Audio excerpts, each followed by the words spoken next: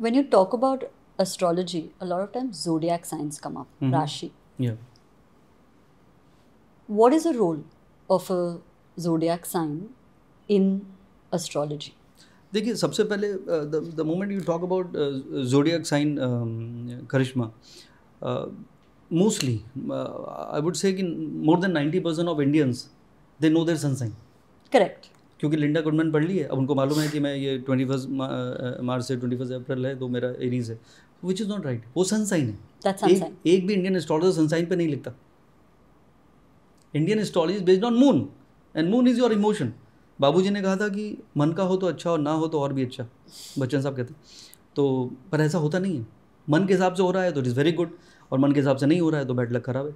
तो this is what we feel. तो it is all about emotion. तुझे क्या चाहिए ज़िंदगी, what you want from life, that is how it works. So you feel good because things are as per your liking.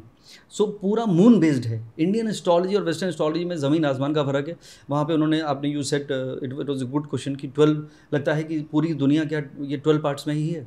The 12 sun signs actually. Yes. Sun signs. Aries, Pisces. Pisces, But if you ask me, Indian astrology 108 kinds है. Because every sign में 4 नक्षत्र होते हैं और हर नक्षत्र के 4 चरण होते हैं. तो 27 नक्षत्र हैं, इंटू 4 इज़ 108. इसीलिए जब वो आप माला फेरते हैं उसमें 108 वो होते हैं कि हर नक्षत्र की आप पूजा कर रहे हैं. It is so deep.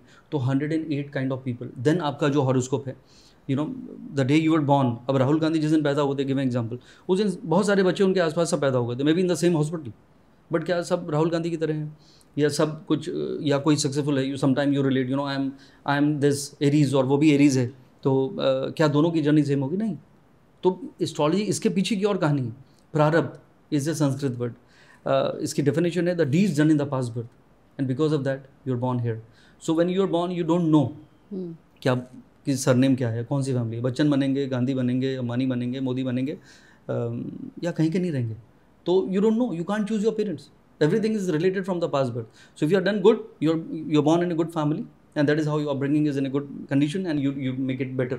और अगर आपने कुछ कर्मकांड किए थे तो फिर you have to struggle. So this is, वो कहते हैं ना Karma, that is karma of the past birth and karma of this birth as well. कलयुग का रूल अलग. कलयुग में कहता है कि karma in this birth, you know, you will get in the result in the same birth as well. तो वो अगले बर्थ के बारे में नहीं सोचिए, इसी बर्थ में सब होने वाला है, you know, it comes back. But astrology begins from there. So you can't choose anything in this life. It's written. 70%.